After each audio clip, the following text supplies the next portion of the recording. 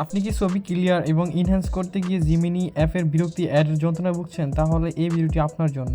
Hello বন্ধুরা, আমি রাতুল ইসলাম শরীফ। আজ আমি আপনাদের দেখাবো কিভাবে সম্পূর্ণ ফ্রিতে এবং অ্যাড ছাড়াই চ্যাটজিপিটি ব্যবহার করে মাত্র কয়েক সেকেন্ডে যেই কোনো ঘোলা ছবি 4K কোয়ালিটিতে রূপান্তরিত করতে পারবেন। তো বেশি কথা না বাড়িয়ে চলুন আমাদের মূল ভিডিও শুরু করা যাক।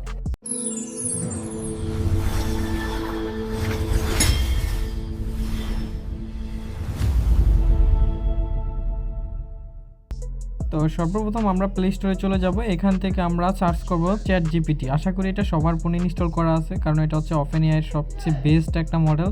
তো আমরা চ্যাট জিপিটি অ্যাপটা ইনস্টল করে নেব। ইনস্টল করে আমরা সর্বপ্রথম অ্যাপটা হচ্ছে লগ ইন করে নেব। লগ ইন করার পর এরকম একটি ইন্টারফেস চলে আসবে। দেন এখান থেকে আমরা উপরে কর্নারের এই অপশনটিতে ক্লিক করব। দেন এখান থেকে আমরা হচ্ছে প্রজেক্ট অপশনটি খুঁজে নেব। এটা উপরে পেয়ে যাবেন। দেন এই প্রজেক্ট অপশনটি এইটাতে ক্লিক করব। তারপর দেখতে পাবেন এখানে উপরে প্লাসের আইকনের মতো একটি অপশন আছে। দেন এই প্লাস আইকনে ক্লিক করব। তো এখানে আপনার মন মতো একটি লেখা লিখে রাখতে পারেন। যেমন আমি যেহেতু এটা ফটো ইনহ্যান্স করব, সেক্ষেত্রে আমি ইনহ্যান্স ফটো দিয়ে হচ্ছে একটা ফাইল তৈরি করে নিচ্ছি। আমরা ফাইল নাম দেওয়ার পরে এখানে আমরা ক্রিয়েট প্রজেক্ট এই অপশনটিতে ক্লিক করব। ক্লিক করার পর এখানে আমাদের প্রজেক্ট ওপেন হয়ে গেছে। তারপর আমাদের দ্বিতীয় কাজ হচ্ছে আমরা উপরে তিনটা ডট এই অপশনটিতে ক্লিক করব।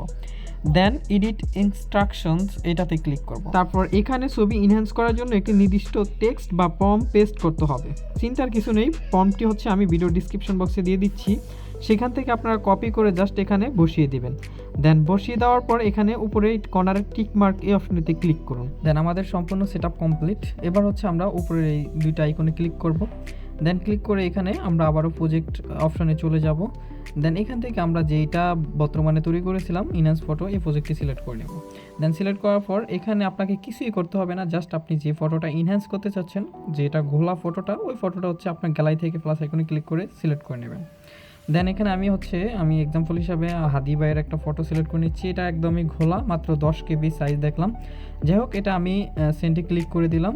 দেন দেখতে পাচ্ছেন আমাদের ফটোটা ইনহ্যান্সের কাজ হচ্ছে। তারপর এখানে কিছুটা সময় দিবেন, খুব দ্রুতই করে দিব আপনাকে, খুবই দ্রুত। দেখতে পাচ্ছেন আমাকে অলরেডি করে দিছে। দেন আমি যদি একটু জুম করে দেখাই, দেখতে পাচ্ছেন কতটা ডিটেলস এবং কোয়ালিটি দেখা যাচ্ছে। দেন এবার হচ্ছে আমি এখানে সিম্পলি ডাউনলোড আইকনে ক্লিক করে ডাউনলোড করে নেব।